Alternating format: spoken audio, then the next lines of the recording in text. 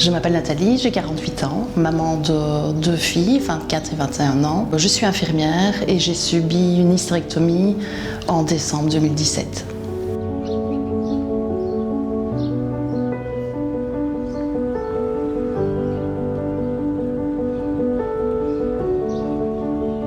Les premiers symptômes, c'était au mois de septembre. J'ai senti une gêne, une masse dans le petit bassin et ça m'a amené à consulter au plus vite et on s'est rendu compte que j'avais des fibromes qui étaient bien présents, de petite taille à ce moment-là. Donc je me suis dit, ça peut attendre. Mais dans les 2 mois qui ont suivi, j'ai senti vraiment une grosse gêne lors de mes activités physiques. Donc je fais du jogging, donc là j'ai vraiment senti une pression et je ne pouvais pas rester comme ça. Donc j'ai consulté le professeur Kridelka. Il voulait un avis vraiment éclairé. Donc quand Nathalie m'a consulté, le symptôme principal était un inconfort. Et donc il fallait d'abord juger de la gravité de cet inconfort ou bien de ses répercussions fonctionnelles pour elle. Et clairement, c'était quelque chose qui l'handicapait et qui n'allait probablement pas pouvoir se résoudre de manière médicamenteuse ou conservatrice. Donc au bout d'une vingtaine de minutes de consultation, la décision était prise. Et là, je n'avais vraiment plus le choix. Il fallait vraiment faire l'hystérectomie.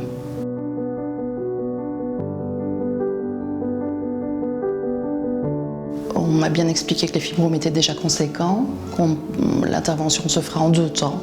D'abord de façon laparoscopique et qu'on terminerait par voie vaginale. Ça a été très clair, expliqué dans les détails.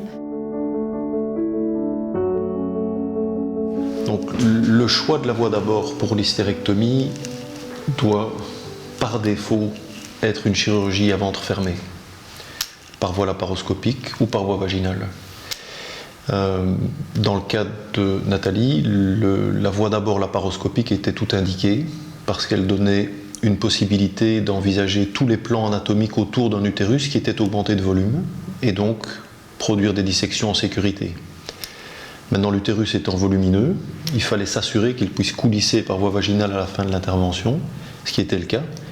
Et donc là, c'est tout bénéfice, parce que l'entièreté de la chirurgie est faite à ventre clos. Le pire souvenir, c'est l'arrivée à l'hôpital, parce que c'est l'inconnu. On arrive avec son petit trolley dans le service et puis on est angoissé. Le fait de travailler en milieu hospitalier et en plus au bloc opératoire et passer de soignant à patient, c'est terrifiant. Donc, je suis arrivée ici à la première heure, on m'a opéré à 8 heures et je suis rentrée dans ma chambre vers 14 heures, si je me souviens bien. Je n'ai pas trop de souvenirs parce que c'était très confortable et voilà, je me suis réveillée, vraiment réveillée au petit matin le lendemain. Bien consciente avec toutes mes facultés. Ce n'était pas le cas le soir. Donc en termes de post-op, on essaye d'avoir quelque chose d'extrêmement rapide. On dédramatise les choses. Donc la patiente rentre avec un minimum de voies d'abord. Elle est autorisée à manger le soir même, à bouger très rapidement. Et le lendemain, dès midi, elle n'a normalement plus de sonde urinaire, plus de perfusion. Elle est totalement autonome, capable de rentrer à la maison le jour même ou le surlendemain. Les premiers jours à la maison, ça a été. Et au bout d'une semaine, plus rien du tout. Donc dans le follow-up de la patiente, 2 choses, sa récupération et les résultats des analyses. C'est peut-être les résultats qu'elle attend avant tout.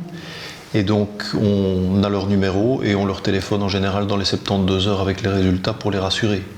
Deuxièmement, la récupération elle se fait doucement à la maison, mais avec une reprise d'autonomie et d'activité qui est rapide et un rendez-vous prévu à 4 semaines pour vérifier que tout va bien. J'ai pu reprendre une vie normale plus ou moins 15 jours après, avec une activité physique régulière. Donc j'ai recommencé à marcher 3 fois semaine, presque 10 km, donc c'est déjà bien. Ma qualité de vie est tout à fait identique à avant. J'ai repris mes joggings quasiment 2 mois après l'intervention. Donc j'ai été prudente. J'aurais pu recommencer un peu plus tôt, mais 2 mois et demi après l'intervention, je rigole de mes angoisses vis-à-vis de l'intervention parce que c'était pas justifié. Si je rencontrais d'autres patientes devant subir une hystérectomie, je leur dirais que la célioscopie, la laparoscopie est vraiment adaptée à l'heure actuelle. Ça simplifie les douleurs, c'est un suivi sans souci.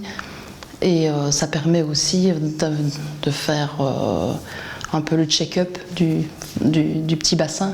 Ça, c'est rassurant aussi. Pour toutes ces patientes qui souffrent de douleurs pelviennes, de pesanteur pelvienne ou de saignement, le conseil principal, c'est consulter tôt. Bien sûr, dans la majorité des cas, ça va révéler une pathologie bénigne.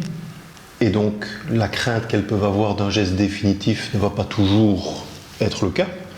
Dans beaucoup de situations, on pourra résoudre le problème sans opération, mais au moins l'investigation aura lieu. Et si ce symptôme cache quoi que ce soit qui nécessite une intervention pour pathologie bénigne ou une pathologie maligne, l'investigation aura lieu tôt et dès lors la prise en charge sera optimale. Je ne pensais pas que le fait de subir une hystérectomie aurait été si facile dans son déroulement. Et je pensais surtout que ça aurait un impact physique et émotionnel peut-être beaucoup plus important. Mais la féminité ne repose pas sur un utérus, ça c'est certain.